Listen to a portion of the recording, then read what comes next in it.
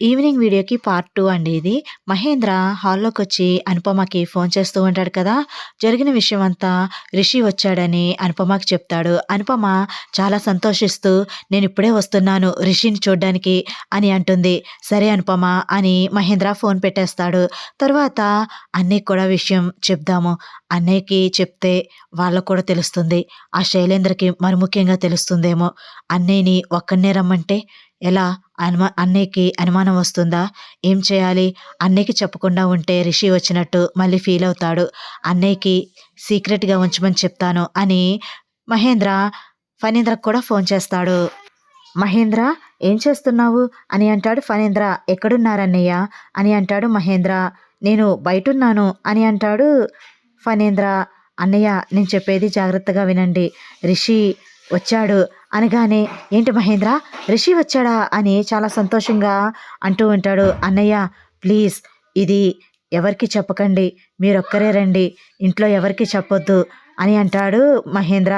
అర్థమైంది మహేంద్ర, నువ్వు దేనికో భయపడుతున్నావు, అందుకే ఎవరికి చెప్పొద్దు అంటున్నావు. సరే మహేంద్ర, నీవు చెప్పినట్టే ఎవరికి చెప్పకుండా నేను మాత్రమే వస్తాను రిషిని చూడ్డానికి అని అంటాడు ఫణీంద్ర. థ్యాంక్స్ అన్నయ్య అర్థం చేసుకున్నందుకు అని అంటాడు మహేంద్ర. మహేంద్ర ఫణీంద్రకు ఫోన్ చేసి దేవ్యానికి కానీ శైలేంద్ర కానీ చెప్పకుండా ఒక్కడనే రమ్మంటే బాగుంటుంది అని నా అభిప్రాయం, నా ఇమాజినేషన్. కానీ సీరియల్లో అలా ఉండదు. ఖచ్చితంగా దేవ్యానికి శైలేంద్రకి తెలుస్తుంది. వాళ్ళు వచ్చి డ్రామా చేస్తారు రిషి దగ్గర. అది మనందరం చూడాలి, తలలు పట్టుకోవాలి. అది ఎలా ఉంటుందో ఇప్పుడు చూసేద్దాం. మహేంద్ర ఫణీంద్రకి ఫోన్ చేస్తాడు. ఫణీంద్ర ఇంట్లో హాల్లో కూర్చుని ఉంటాడు. అన్నయ్య రిషి ఇంటికొచ్చాడన్నయ్య అనగానే మహేంద్ర ఎంత సంతోషకరమైన మాట చెప్పావు మహేంద్ర, రిషి ఇంటికొచ్చాడా అని అనగానే దేవయాని వస్తుంది. ఏంటండి రిషి ఇంటికొచ్చాడా అనగానే దేవయాని మాట మహేంద్ర వింటాడు. అబ్బా వదిన గారికి తెలిసిపోయిందే, ఇప్పుడు శైలేంద్రకు కూడా తెలిసిపోతుంది. చచ్చా అన్నయ్యకి చెప్పకపోతే బాధపడతారని చెప్పాను, ఇప్పుడు విషయం వాళ్ళకు కూడా తెలిసిపోతుంది అని. సరే అన్నయ్య మీకు కంగారు పడకుండా ఉంటారు అని మీకు చెప్పాను ఫోన్ చేసి అని మహేంద్ర ఫోన్ పెట్టేస్తాడు. దేవయాని నేను వెళ్ళి వెంటనే రిషిని చూసొస్తాను అనగానే అదేంటండి మీరు ఒక్కరే వెళ్ళడం ఏంటి, మేము రామా, మాకు రిషి మీద ప్రేమ లేదా అని అంటుంది దేవయాని. అది కాదు అనగానే శైలేంద్ర శైలేంద్ర రిషి వచ్చాడంట, రిషిని చూసొద్దాం రా అని అంటుంది. అంతలో శైలేంద్ర వచ్చి ఏంటి మామ్ రిషి రావడం ఏంటి అని అంటాడు దేవయానితో మెల్లగా. నాకు కూడా ఏమీ తెలియదు నాన్న, ఇప్పుడే మహేంద్ర మీ నాన్నకు ఫోన్ చేసి చెప్పాడు. మీ నాన్న ఒక్కరే వెళ్తే ఏం బాగుంటుంది, మనం కూడా వెళ్ళి చూసొద్దాము. అసలు రిషికి మన మీద అనుమానం ఉందో లేదో తెలిసిపోతుంది కదా, అలా కూడా మనం రిషిని ఒక అంచనా వేయవచ్చు, కన్ఫర్మ్ చేసుకోవచ్చు రిషికి మన మీద ఎలాంటి అభిప్రాయం ఉన్నది అన్నది అని అంటుంది దేవయాని.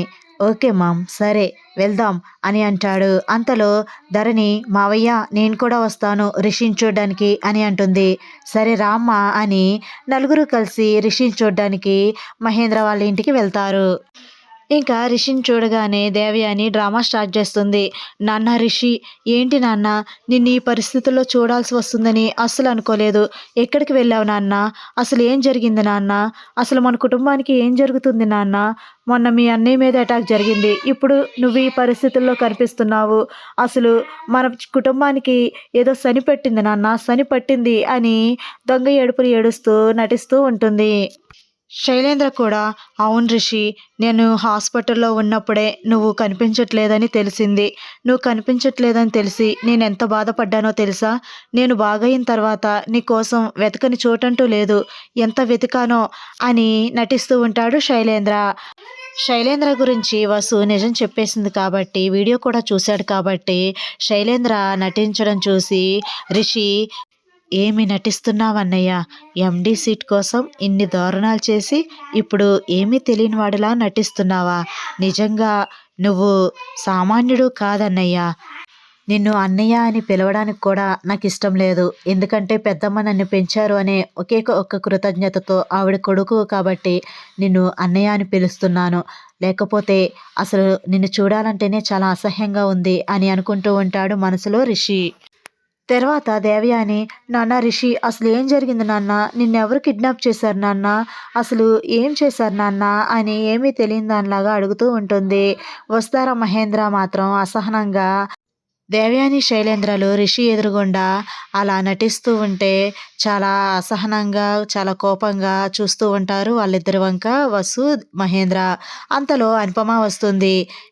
"ఇంకా ఆపుతారా మీరు మాట్లాడడం" అని అంటుంది. "ఏంటి అనుపమ, రిషి ఈ కండిషన్‌లో చూసి మేము బాధపడుతూ ఉంటే మా మాటలు నీకు అంత ఇబ్బందిగా ఉన్నాయా?"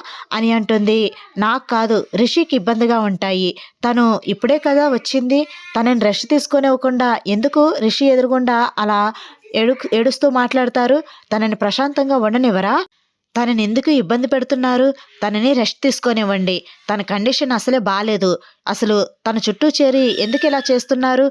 అసలు కొంచెం కూడా కామన్ సెన్స్ లేదా? పేషెంట్ దగ్గర అలా ఉండకూడదు అని అనుపమ అంటూ ఉంటుంది. నిన్న కాక మొన్నొచ్చింది. ఎంత పెత్తనం చేస్తుందో. అసలే ఈ అనుపమ చాలా డేంజర్. ఆవలిస్తే పేగులు లెక్కెట్టే రకం. చాలా జాగ్రత్తగా ఉండాలి" అని అనుకుంటూ దేవయాని, "నాన్న రిషి నువ్వు రెస్ట్ తీసుకో నాన్న, తర్వాత మాట్లాడుకుందాం" అని బయటకు వచ్చేస్తుంది. శైలేంద్ర కూడా, "రెస్ట్ తీసుకో రిషి, బయట కూర్చుంటాం" అని హాల్లోకి వచ్చేస్తాడు. ఫణీంద్ర, "రిషి ఇప్పుడు ఎలా ఉంది నాన్న? నువ్వు ఎక్కడున్నావో అని చాలా టెన్షన్ పడ్డాం. నువ్వు క్షేమంగా ఇంటికొచ్చావు. నాకు అదే చాలు. చాలా సంతోషంగా ఉంది. రెస్ట్ తీసుకో నాన్న" అని ఫణీంద్ర కూడా హాల్లోకి వచ్చేస్తాడు. తర్వాత అనుపమ రిషి దగ్గరికి వెళ్ళి, "రిషి జాగ్రత్తగా ఉండు. తెలివిగా ఆలోచించు. ఎవరిని గుడ్డిగా నమ్మకు" అని అంటుంది. "చాలా థ్యాంక్స్ మేడం. నేను లేని సమయంలో వస్తారాకి, డాడ్కి సపోర్ట్గా ఉండి వాళ్ళకి తోడుగా ఉన్నారు" అని అంటాడు రిషి. "రిషి మీ అమ్మ జగతి నేను బెస్ట్ ఫ్రెండ్స్. అంటే ఒక రకంగా చెప్పాలంటే ఒకే ఆత్మలా ఉండేవాళ్ళం. వీళ్ళని నువ్వు లేనప్పుడు కష్ట సమయంలో వీళ్ళకు తోడుగా ఉండడం నా బాధ్యత. నేను అలా ఎలా వదిలి వెళ్ళిపోతాను" అని అంటుంది అనుపమ. "వాళ్ళు హాల్లో ఉన్నారు కదా, నేను వెళ్ళి మాట్లాడతాను" అని మహేంద్ర అక్కడి నుండి వెళ్ళిపోతాడు. ఫణీంద్ర, శైలేంద్ర, దేవయాని హాల్లో ఉంటే వాళ్ళ దగ్గరికి వెళ్ళి కూర్చుంటాడు మహేంద్ర. తర్వాత అనుపమ కూడా, "రిషిని జాగ్రత్తగా చూసుకోవచ్చు, నేను కూడా హాల్లోకి వెళ్తున్నాను" అని హాల్లోకి వచ్చేస్తుంది. "వస్తారా, పెద్దమ్మ పెదనాన్న మన ఇంటికి వచ్చారు కదా, వాళ్ళకి కాఫీ పెట్టివ్వు." "పర్వాలేదు నేనుంటానులే" అని అంటాడు రిషి. "సార్ అది" అని అనగానే, "వస్తారా నువ్వు రిషి దగ్గరే ఉండు, కాఫీ నేను పెట్టిస్తానులే" అని అంటుంది ధరణి. "థ్యాంక్స్ మేడం" అని అంటుంది ధరణితో వసు.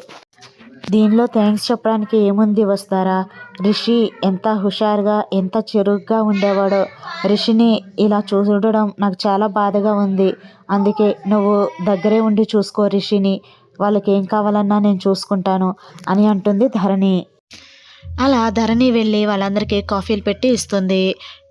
వసు రిషి దగ్గరే ఉండి రిషిని జాగ్రత్తగా చూసుకుంటుంది. సీరియల్లో ఎలా ఉంటుందో తెలియదు కానీ ఈ ఇమాజినరీ స్టోరీ ఎలా ఉందో కామెంట్ చేసి చెప్పండి. ఫస్ట్ టైం ఛానల్ని చూస్తున్న వాళ్ళు ప్లీజ్ సబ్స్క్రైబ్ చేసుకుని బెల్ ఐకాన్ ప్రెస్ చేయండి. Thanks for watching. Bye bye.